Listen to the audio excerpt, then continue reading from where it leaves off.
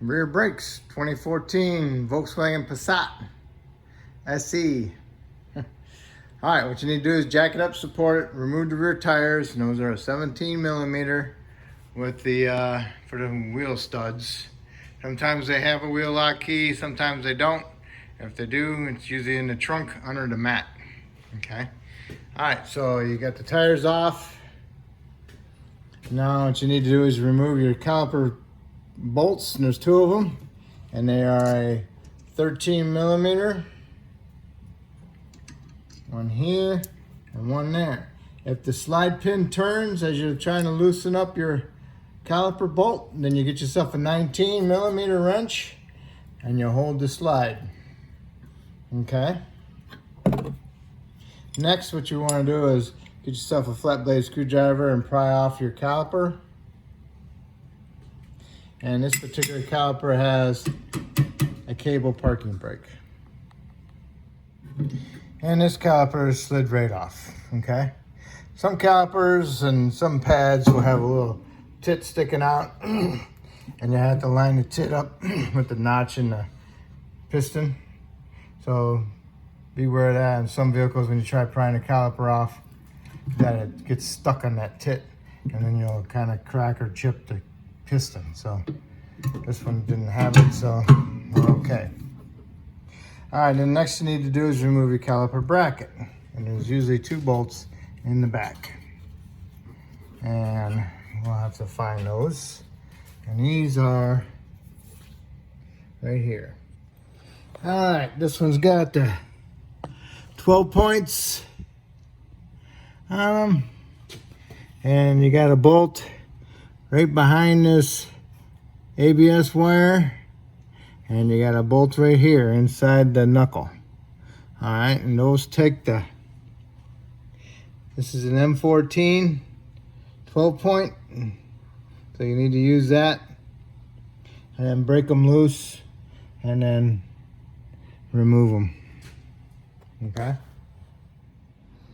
Okay, here's your two caliper bracket bolts. Remove your caliper bracket. What you need to do is remove your pads, remove your clips, abundant clips, hardware clips, clean up the mounts. Also make sure these are not, the slide pins are not frozen.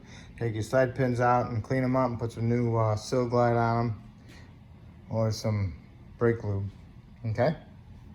The next you need to do is remove your rotor. If you're going to replace your rotor, you need to remove the hold down bolt, which is a Torx 30, T30. Remove that. Get some penetrant spray around your rotor and then smack it with a hammer, and it should vibrate and come off of there. You want to smack it right here, not here. You can smack it here if you're going to replace it. If you're going to reuse it, do not smack it there. Okay? Let's see. Usually this is usually the best thing to do is put a stud on it. Like that. Okay. Okay, now you see the hub, how it's got some rust on it. You want to clean that up. And this happens to be a stepped hub. Let's see. Hard to say which was the high and low. So I think the center is, the outer part is the high. So you need to clean this up. Get it nice and shiny and clean. Try not to remove any metal.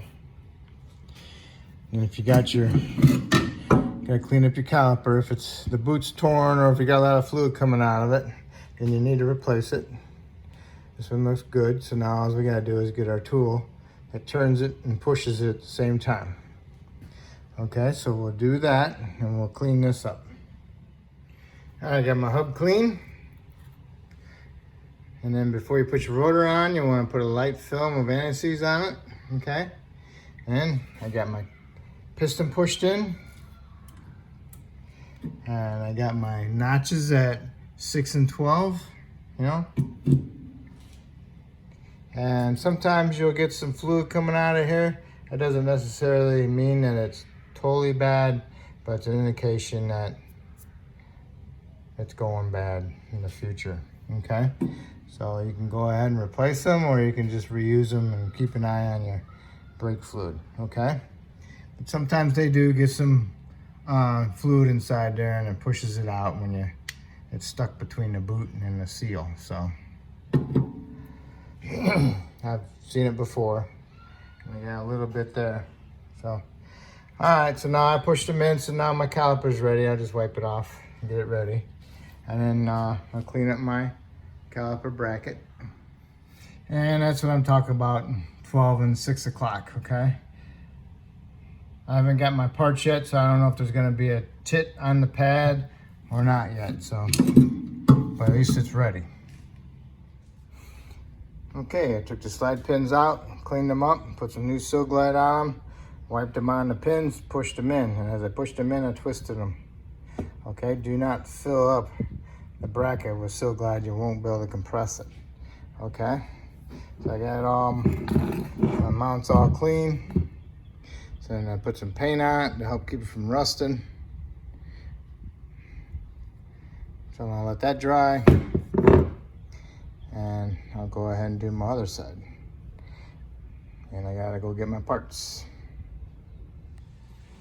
Just one other thing, since you got it apart, you might want to check your wheel bearings in the back. Spin them.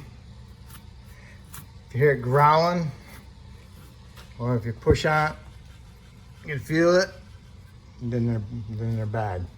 Okay, these are nice. Okay. Just want to remind you about cleaning these, because if you don't clean the rust out of there and you're going together, it might make it a little bit harder to put your pads in, because rust expands, okay? So usually when they rust underneath your hardware, it causes the pads to stick and they won't move back and forth properly, and you'll have one pad wearing out before the other. Okay, so that's the importance of cleaning your brackets. And don't forget about your slide pins. They have to move too. If they don't move, then your caliper stays in one spot, and you'll get uneven brake wear and also uneven braking. Okay. And in case you're wondering which pin goes on the bottom, because one has the bushing on it and one don't. The one with the bushing on it goes on the bottom, okay?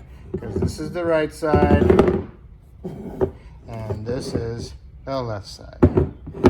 Bottom, okay? All right, first off you need to do is wash your rotors, remove the shipping oil off of them. You can use soap and water, glass cleaner. You can use some brake clean on a rag and wipe them off, and that's about it. Okay? Get your rotors on there, put your little retaining screw on there, tighten that up. Then you want to put your caliper bracket on. Get your caliper bracket on there. And then if you notice on your caliper bracket bolts, that they're all rusty right in here, and what it does is it eventually in time it'll fill up that whole area in that knuckle where this bolt is full of rust, and you'll never get this bolt loose, and it'll break off in there. So put some anti-seize on it and install your bolts. Okay, snug them up, and then you'll want to tighten them up. Okay, and you want to torque these bolts to 50 foot-pounds. Okay, so once you got them both torqued, then you can put your pads in. Inner and outer pads are the same, doesn't matter. What you want to do is put the pads in at an angle, put them on there, like that, and then get it in there, and then you want to push on them, acting like little springs.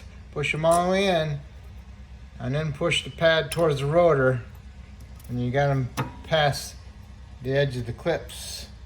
Okay, and do the same thing with the inner pad. You got to get them tabs in there, and then push them in and slowly slide them in like that.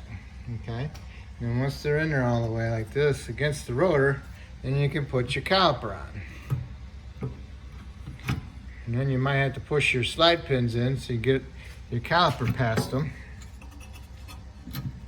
And then you can put your caliper bolts on there, snug them up, and then you want to tighten them to 26 foot-pounds, okay?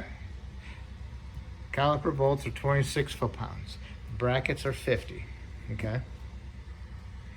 And remember, if your slide pins are turning while you're trying to tighten the caliper bolts, don't forget about your 19mm wrench and go on your slide, okay? Okay, I have this side done. Now all I gotta do is go to the other side and put together the exact same way, all right? And then after you get them both done, then you can put your tires on.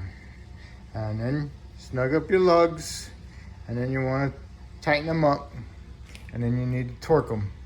And I think the Volkswagens are like 90 foot-pounds, okay?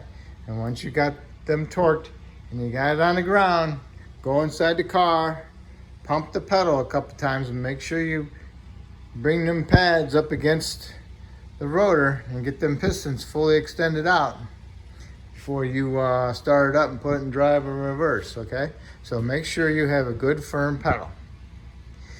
Then after you verify that, then you need to open your hood and go to your master cylinder and check the fluid level in the reservoir, okay? And then that's it. That's how you do your rear brakes, okay? If I helped you out, that's awesome. Hopefully you can help me out by subscribing, and I appreciate it. Thank you.